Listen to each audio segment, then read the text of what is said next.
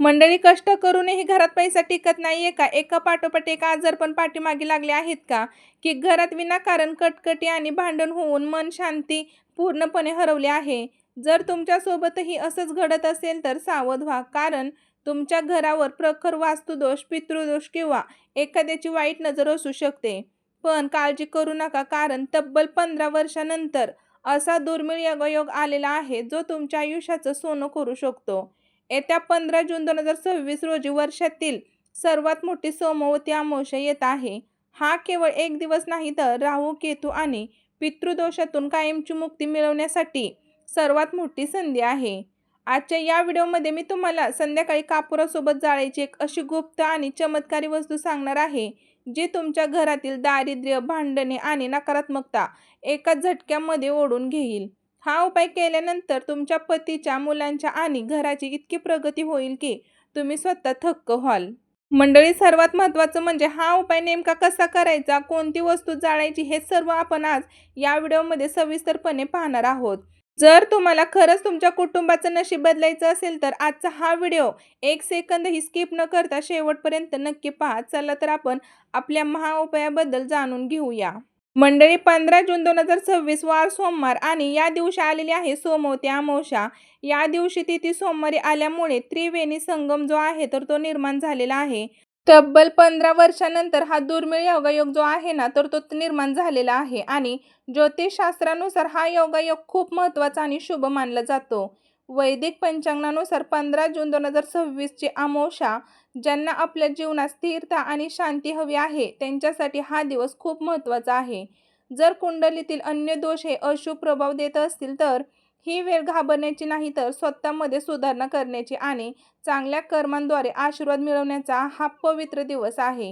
हिंदू धर्मात या दिवसाला अत्यंत मोठे धार्मिक आणि ज्योतिषीय महत्त्व आहे. या सोमवती अमावस्येच्या दिवशी विविध पूजा करून, व्रत केल्याने आणि दानधर्म केल्याने कुंडलीतील दोष हे दूर होतात, अशी धार्मिक मान्यता आहे. तसेच या सोमवती अमावस्येच्या दिवशी पितरांचे स्नान आणि दान देखील केले जाते. देवी देवतांची पूजा केली जाते. असे मानले जाते की सोमवती अमावस्येच्या रात्री काही विशेष उपाय केल्याने सर्व दुःखांपासून मुक्ती मिळते आणि जीवनामध्ये सुख समृद्धी येते.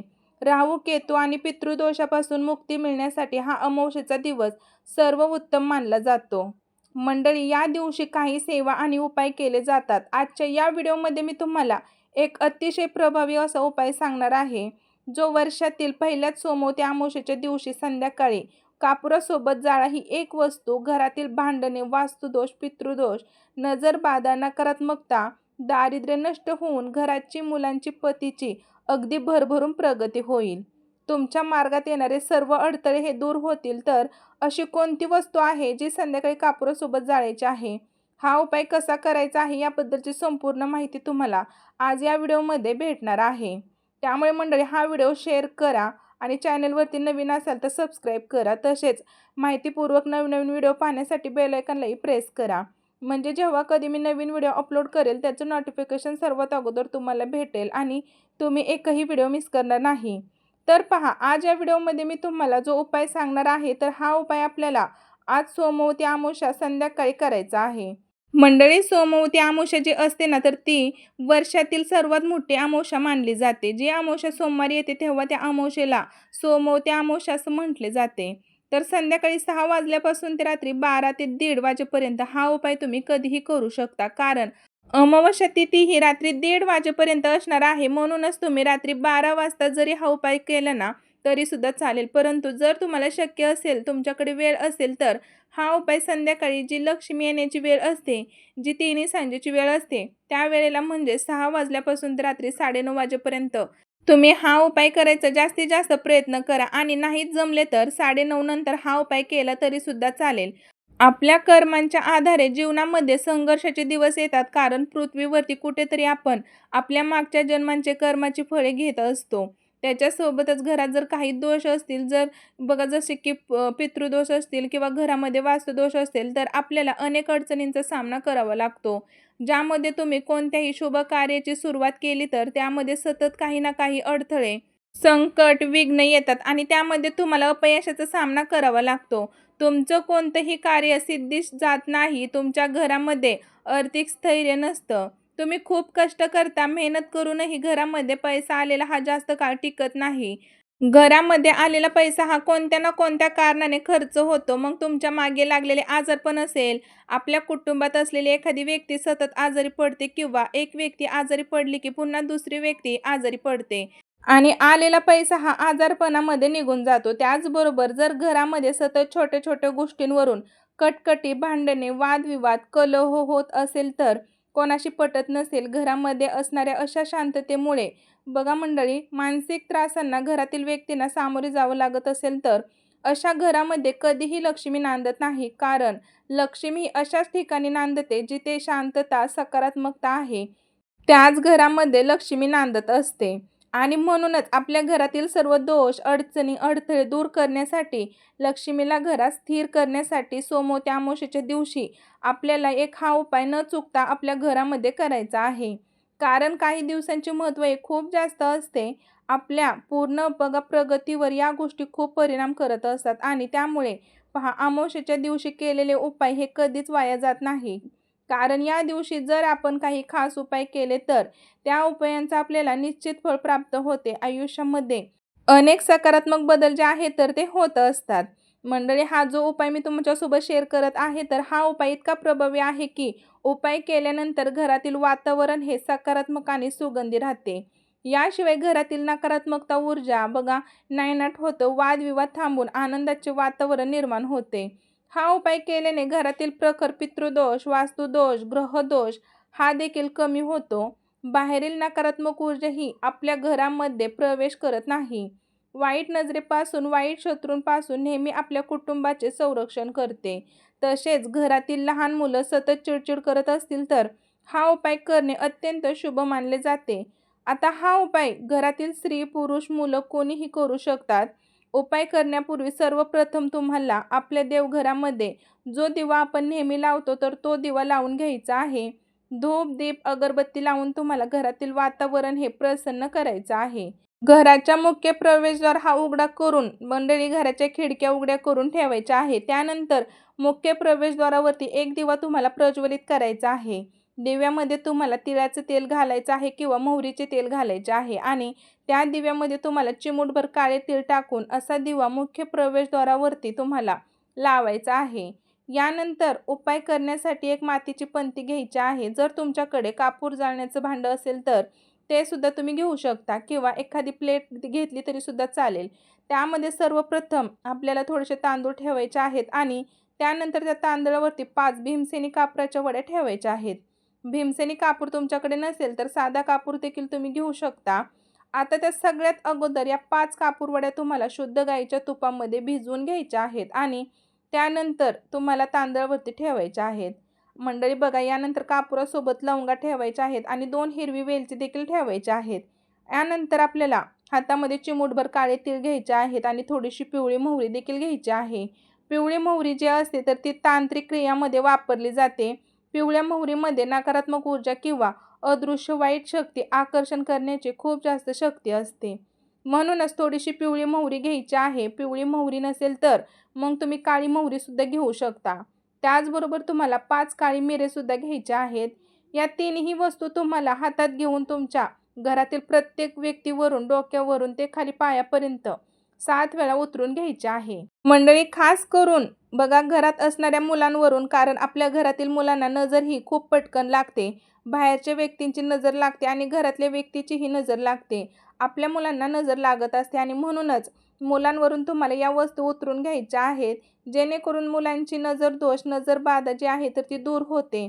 यानंतर घरात एखादी व्यक्ती आजारी असेल तर त्या व्यक्तीवरून सुद्धा उतरून घ्या आणि तुम्हाला शक्य असेल तर घरातील प्रत्येक व्यक्तीवरून तुम्हाला उतरून घ्यायचे आहे. कारण प्रत्येक व्यक्तीला थोडेफार दोष लागलेले असतात. त्यानंतर आपल्या मुख्य प्रवेशद्वारावरून सुद्धा तुम्हाला या वस्तू वरपासून ते खालीपर्यंत 7 वेळा उतरून घ्यायच्या आहेत आणि त्यानंतर या उतरवलेल्या ज्या वस्तू आहेत तर त्या तुम्हाला त्या कापुरासोबत टाकायच्या आहेत. यानंतर जो कापूर जो आहे ना तर हा आपल्याला देवघरासमोर प्रज्वलित करायचा आहे. कापूर प्रज्वलित केल्यानंतर श्री स्वामी समर्थ या मंत्राचा तुम्हाला जप करत राहायचा आहे. थोड्या वेळाने ते भांडं आपल्या देवघरासमोरून उचलून त्याचा धूर या संपूर्ण आपल्या घरामध्ये फिरवायचा आहे आणि यानंतर शेवटी हे भांडं तुम्हाला मुख्य प्रवेशद्वाराच्या उंबरठ्यावर मधोमध ठेवून द्यायचं आहे. जोपर्यंत कापुरासोबत या वस्तू जळत नाही तोपर्यंत तुम्हाला त्या मंत्राचा जप करत राहायचा आहे. आता या भांड्यातील वस्तू शांत झाल्यानंतर जे काही थोडीफार विभूती तयार होती ती तुम्हाला बघा, ती राख जी आहे तर ती तयार झालेली राख तुम्हाला ती विभूती घरातील प्रत्येक व्यक्तीच्या कपाळावरती लावायची आहे. ज्याप्रमाणे आपण हळदी कुंकू लावतो अगदी त्याचप्रमाणे लावायचे आहे. घरातल्या प्रत्येक व्यक्तीच्या कपाळावरती लावायचे आहे आणि यानंतर थोडीशी राख जी आहे तर ती उंबरठ्यावरती तुम्हाला चोळून द्यायची आहे. आणि यानंतर मंडळी भांड्यामध्ये पाणी टाकून ते तुम्हाला तुळस किंवा कोणत्याही झाडामध्ये तुम्ही घालू शकता. तर अशा पद्धतीने हा छोटासा उपाय तुम्हाला आज सोमवती अमावस्येला करायचा आहे. ही वर्षातील पहिल्याच सोमवती अमावस्येला आवर्जून करा आणि खूप जास्त प्रभावी मानला जातो. जेव्हा तुम्ही हा उपाय श्रद्धेने तुमच्या घरामध्ये आज अमावस्येच्या दिवशी करता तेव्हा तुमच्या घरातील बघा अर्ध्याच्या वर काही दोष आहे ना तर ते घरातून दूर होतात. आपल्या घरात सुख शांती समृद्धी नांदू लागते. आपल्या घरात लक्ष्मी नांदू लागते. आपल्या कुटुंबाची प्रगती होते. म्हणूनच उपाय तुम्ही आवर्जून करा मंडळी. त्याचबरोबर अमावस्येच्या दिवशी अजून एक महत्त्वाचा उपाय केला जातो तो म्हणजे कापूर होम. बऱ्याच घरामध्ये प्रत्येक अमावस्येला कापूर होम हा केला जातो. कापूर होम हा देखील खूप जास्त प्रभावी आहे. हा कापूर होम आपल्या घरातील बघा केल्याने आपल्या घरात कुठलेही दोष नकारात्मकता नजरबाधा ही राहत नाही. सोबतच आपल्या घरात अखंड लक्ष्मी वास करते. आता जर तुम्हाला हा कापूर होम करायचा असेल तर तो कसा करायचा ते सुद्धा मी तुम्हाला सांगणार आहे. कापूर होम करण्यासाठी आपल्याला एक नारळ लागणार आहे. त्या नारळामध्ये पाणी असेल असाच नारळ तुम्हाला घ्यायचा आहे. यानंतर पाच भीमसेनी कापूर वड्या घ्यायच्या आहेत. सर्वप्रथम आपल्याला हा उपाय बघा आपण देवघरासमोर करणार आहोत, ज्यामुळे देवघरातील दिवा लावून घ्यायचा आहे. धूप अगरबत्ती लावायची आहे आणि यानंतर नारळ जो आहे ना तर तो एखाद्या प्लेटमध्ये ठेवा किंवा तुमच्या हातामध्ये घेतला तरी सुद्धा चालेल. उजव्या हातात नारळ घ्यायचा किंवा प्लेटमध्ये ठेवायचा आहे. त्यानंतर एक कापूरवडी घेऊन तुम्हाला ती प्रज्वलित करायची आहे आणि नारळावरती ठेवावी. पहिली कापूरवडी संपत आली की पुन्हा दुसरी कापूरवडी ठेवायची आहे. असे तुम्हाला एकूण 5 वड्या ठेवायच्या आहेत आणि त्या नारळावरती ठेवून तुम्हाला देवघरासमोर जाळायच्या आहेत. आणि तेव्हा तुम्ही हा उपाय करणार आहात ना तेव्हा श्री स्वामी समर्थांचा जप हा मंत्र जप नक्कीच करा आणि एकाच वेळी 5-5 कापूरवड्या या तुम्ही नारळावरती ठेवून जाळू नका. एक एक करून तुम्हाला कापूरवडी ठेवून ती प्रज्वलित करायची आहे, जाळायची आहे, जेणेकरून हा कापूर होम जास्त वेळ चालेल. आता कापूर होम नारळावरती केल्यानंतर जर त्या नारळाला तडा गेला तर तो नारळ तुम्हाला विसर्जित करायचा आहे, वापरायचा नाही. किंवा नारळ हा चांगला राहिला तर एखाद्या पिशवीमध्ये बांधून ठेवा आणि पुढच्या अमावस्येला तुम्ही पुन्हा हा जो नारळ आहे तर तो वापरू शकता. जर तुम्ही सलग 21 अमावस्यापर्यंत हा उपाय केला ना तर तुम्ही स्वतः तुमच्या घरामध्ये चमत्कार बघू शकता. तुमच्या घराची प्रगती ही कोणीही थांबवू शकणार नाही. त्याचबरोबर जर तुम्हाला कोणत्याही कामामध्ये यश मिळत नसेल, कोणतीही गोष्ट तुमच्या मनासारखी घडत नसेल, तर सतत तुम्हाला अपयशाचा सामना करावा लागत असेल, तुमच्या कोणत्याही इच्छा मनोकामना पूर्ण होत नसेल, तर तुम्हाला आज सोमवती अमावस्येला एक खूप जास्त प्रभावी उपाय करायचा आहे.